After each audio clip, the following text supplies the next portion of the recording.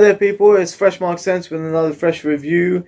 Today I'll be looking at Mancera's Oud collection, what can be worn in summer, and also how to rotate your fragrance collection from a winter or transitional fall scent collection to a summer collection, rotating the fragrances and making use of all the fragrances in your collection so you don't miss out on your money that you paid for. So let's get into it. The first Mancera I want to get into is Precious Oud. I believe that I can wear this in summer simply because it's got a great sparkling bergamot, a cakey, creamy cake note. I'd say the tiramisu isn't actually like coffee or cacao too much, but it does have a creaminess to it like the whipped cream in a cake. So you imagine that cake, which is not too eggy or not too culinary, but it has a light cakey cream note with that sparkly bergamot, which is quite refreshing, juicy. But instead of the citric juices of the bergamot coming out, it comes out a little bit like a lime note, a sweet lime note, not too bitter or sour, but definitely refreshing and contrasting the cake and cream note. In terms of the oud, it's only slightly animalic, so you can wear it in the summer, and the longevity on this, like most Manceras, is about 9 hours. Longevity projection about 5 hours, at least 5 to 7 hours, excuse me. And Precious Oud is a great recommendation for summer if you want something light, floral, a little bit cakey, slightly gourmand, and a great reach for summer.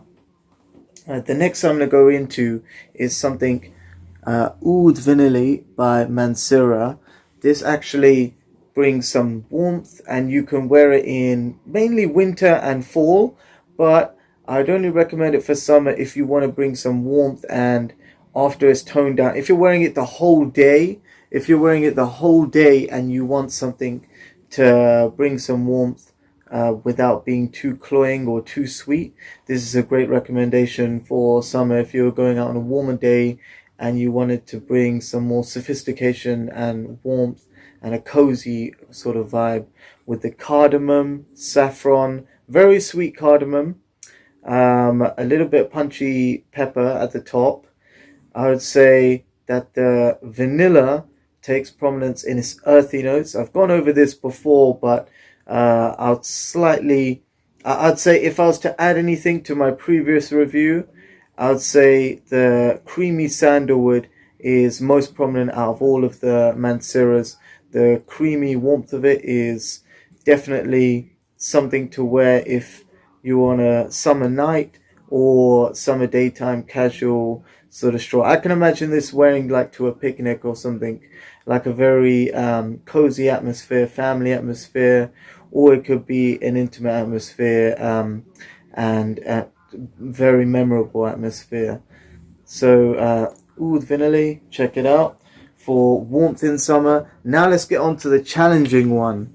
Now I was saving this third because it's the second most challenging one. There's another more challenging one, but Mancera Black Gold.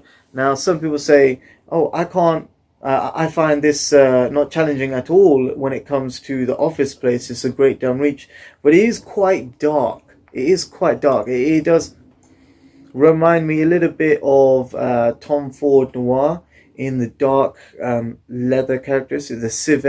The civet is very pungent and dark, yet it does have sea notes, lavender, a little bit of nutmeg and cinnamon to break up the monotony of a lavender scent. The lavender is very strong, so it comes off as classically masculine with the lavender, but the nutmeg and oud, the oud note is it comes straight off the top. It's animalic but restrained. It stops itself at a linear note, so it doesn't go too dark and go into the very fecal animalic. It's a restrained oud, and it blends well with the lavender. It's great for daytime use, and if you were in the summer, I'd say on a more fresh day, this would give a more masculine, and fresh appeal in the summer. Masculine and fresh, sort of along the lines of wave musk, and that has the vibe of a cold day at sea, or a fresh day by the seaside. So not many people associate holiday, as I said before. Many people associate beach holidays and summer holidays by the seaside. But some people like the freshness and crisp morning of the waves, and that real feel of calm and emptiness of just you and the ocean. If you were to wake up, say, I don't know, 5 in the morning, and if you were lucky enough to just live by the seaside and just take in all that freshness. So this gives you that sort of feeling, almost like wave musk, but it's more suited for the city because it's got a more recognizable masculine lavender note, and it blends well a little bit with the nutmeg to give almost D&G the One vibe. It is similar in the note breakdown a little bit, but it's completely different. This is darker, this is richer. It does not have the ginger note, so it doesn't have that sort of zing. So some people could say it's a little bit less interesting in that way, and it doesn't have that classic appeal. I mean, D&G the One is a classic blend. I cannot represent it enough as a formal dinnerware scent, but I'd say that this is great for a casual summer day. Actually, no, a more formal summer day. If you were doing business, and great for the office, yeah, too. If you're doing business in the summer, or you wanted to make an impression in the summer and come off a little bit more smart casual, this will probably be your smart casual choice. So, on to the last one, Oud Exclusive by Mancera. Now, this starts up as a very pungent, you get the pungent pepper, you get the cumin, which is a little bit sour. The oud comes straight off the bat as spicy, almost culinary, mixing with the violet. The violet comes in secondary to actually calm down the fragrance and reduce this harsh edge of spices. But that comes up again in the base note of oriental notes, and it generally spices. It says these spices, I feel they come off as the great thing about Oud Exclusive. It has a cooling violet note, which differentiates it from other all-out spicy spice bomb kind of very peppery ouds that come off very linear, animalic, straight to the fecal note, which is down low day, the dirty oud. But this is a very clean oud because it has spicy notes and it has cooling violet note. I feel myself a little bit relaxed when I just smell it. Simply, it was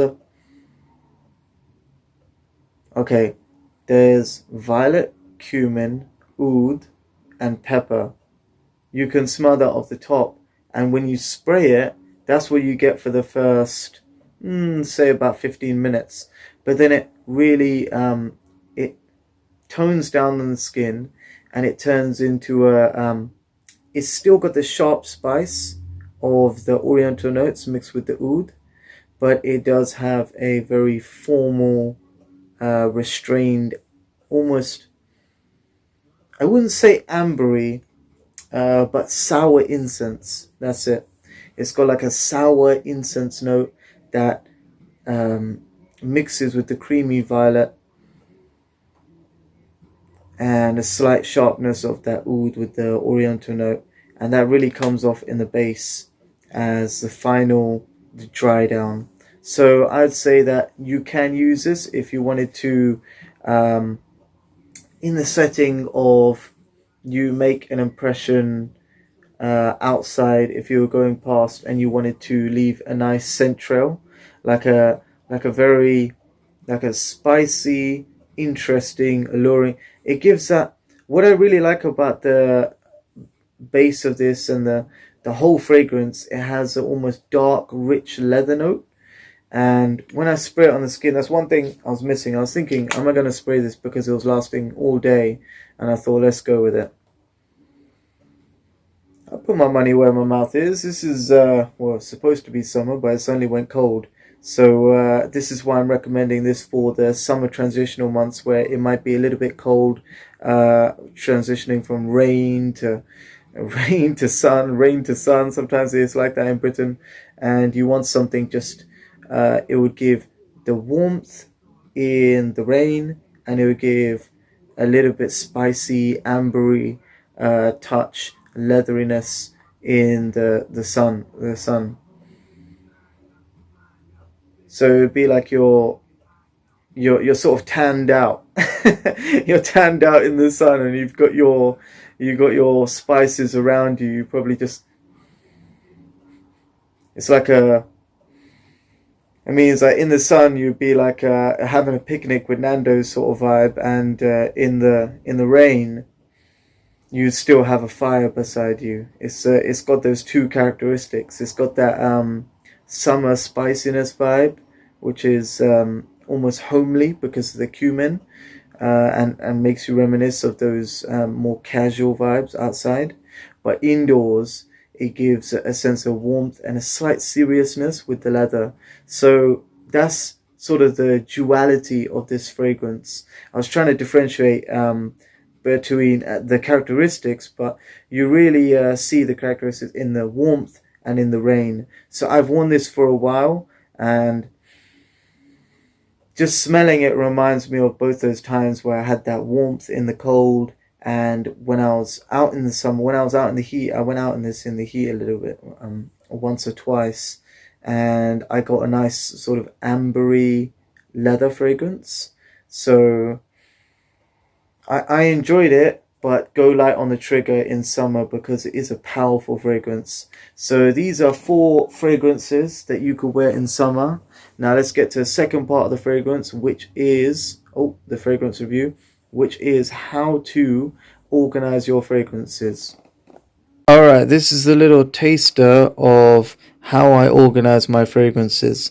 So I have a few fragrances over here that I've already talked about. Precious Oud I would categorize as gourmand and summery. So it wouldn't be too directly in the summer. It wouldn't be always in summer, like the top fragrance section, which is aquatic, fruity, we got and orange blossom, and then we have the fruity, we have the fruity fresh, we have the ambery, sorry for pointing with the middle finger, I don't even know what that means anymore, ambery, ambery and floral, then we have the woody in the kumquat wood, and some Hindu Kush at the back. Keep that there. Velvet vanilla for the ladies when they come round. They want something vanilla, something sweet, something a little bit playful. So enough about that. I'm gonna put this Precious Oud back with the Choco Violette in the gourmand section. Do not drop that. That was my most expensive bottle. That's another episode. Wild Candy. I haven't done a review on that yet. That's coming up soon. Pure Excess and Giovanni Gentleman in the gourmand. This is just fit there just because I sort of want to just flex with it. It doesn't actually fit in the right section, but behind that is Vanilla Exclusive, which is peaches. Yes, you're right. I don't use that every day, but it was an experiment, and hey, sometimes you win some, you lose some. I don't feel like I've lost with the Mancera fragrance, but these are the ambery resinous transitional fragrances that you can wear in summer and when it gets a little bit cold.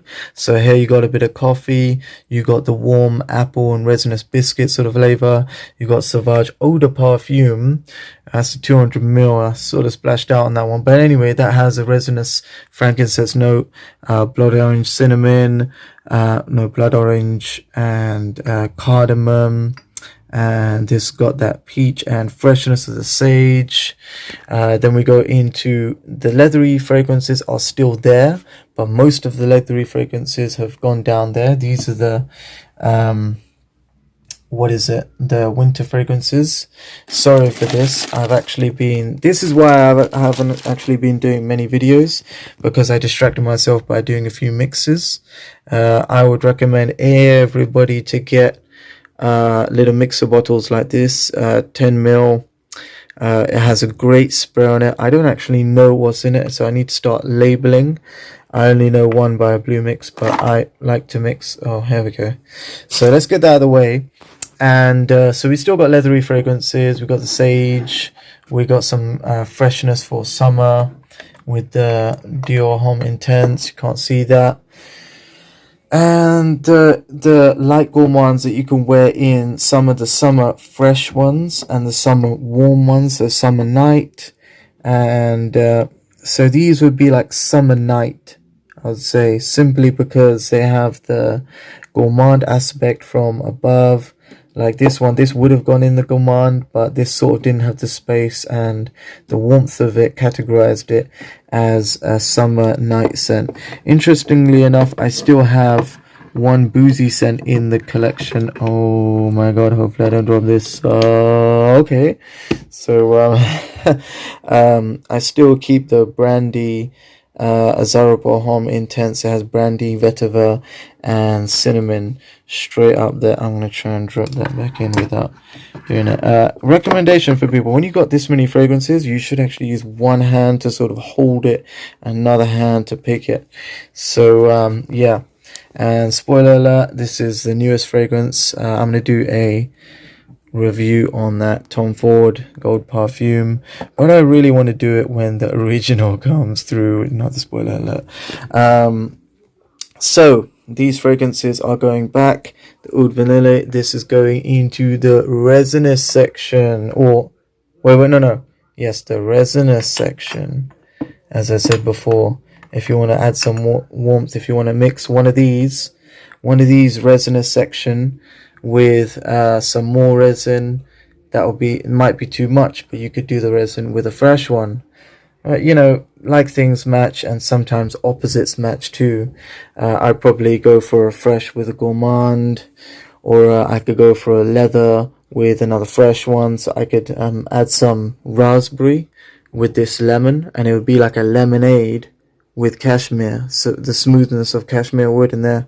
So you know, you got all sorts of stuff going on. So this is a leather fragrance, so this is going back. Let's not drop that. It's going right back there.